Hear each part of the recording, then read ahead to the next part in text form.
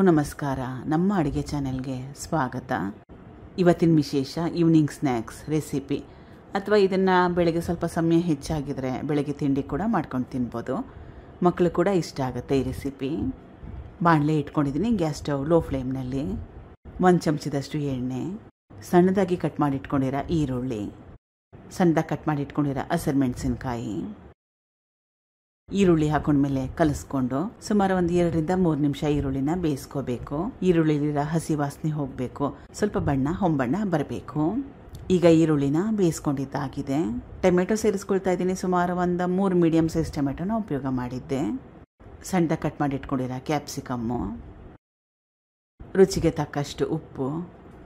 ಈಗ ಟೊಮೆಟೊ ಮತ್ತು ಕ್ಯಾಪ್ಸಿಕಮ್ ಮೆತ್ತಗಾಗೋವರೆಗೂ ಬೇಯಿಸ್ಕೋಬೇಕು. 2 ಪದಾರ್ಥಗಳು ಬೇಗನೆ ಬೆಂದೋಗುತ್ತೆ. ಮುಚ್ಚಿಟ್ರೆ ಇನ್ನೂ ಬೇಗ ಬೆಂದೋಗುತ್ತೆ.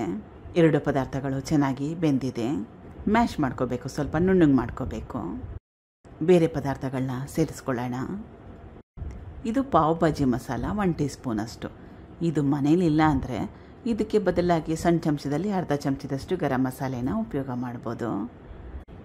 ಬ್ಯಾಡಗಿ ಅಚ್ಕಾರದ ಪುಡಿ 1 ಟೇಬಲ್ ಸ್ಪೂನ್ ಅಷ್ಟು. ಇದು ಖಾರ ಏನು ಜಾಸ್ತಿ ಇರಲ್ಲ, ಇದನ್ನು ಹಾಕೊಳ್ಳೋದ್ರಿಂದ ಬಣ್ಣ ಚೆನ್ನಾಗಿ ಬರುತ್ತೆ.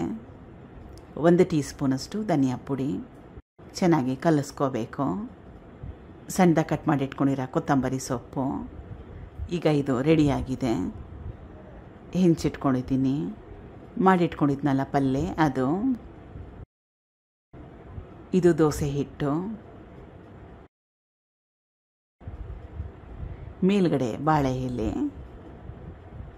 ಬಾಳೆ ಎಲೆಲಿ ಬೇಯಿಸ್ಕೊಳ್ಳೋದ್ರಿಂದ ಎಕ್ಸ್ಟ್ರಾ ಬಾಳೆ ಎಲೆ ಫ್ಲೇವರ್ ಬರುತ್ತೆ, ಚೆನ್ನಾಗಿರುತ್ತೆ ಆ್ಯಕ್ಚುಲಿ. ಒಂದು ಕಡೆ ಚೆನ್ನಾಗಿ ಬೆಂದ ಮೇಲೆ ತಿರುವಾಕೋಬೇಕು.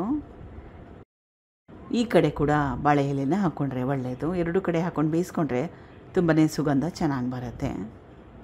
2 ಕಡೆ ಚೆನ್ನಾಗಿ ಬೇಯಿಸ್ಕೋಬೇಕು. ಈಗಿದಾಗಿದೆ. ಟ್ರೈ ಮಾಡಿ ಒಂದು ಸಲ. ಅಥವಾ ಈ ರೀತಿಯಾಗಿ ಪಲ್ಯದ ಮೇಲೆ ದೋಸೆ ಹಿಟ್ಟು ಹಾಕ್ಲಿಕ್ಕೆ ಇಷ್ಟ ಇಲ್ಲ ಅಂದರೆ ಮನೆಯಲ್ಲಿ ಬನ್ ಅಥವಾ ಪಾವ್ ಬ್ರೆಡ್ ಇದ್ದರೆ ಅದ್ರ ಜೊತೆ ಕೂಡ ತಿನ್ಬೋದು.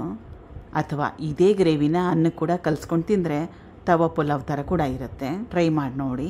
Thank you for watching. ಧನ್ಯವಾದಗಳು.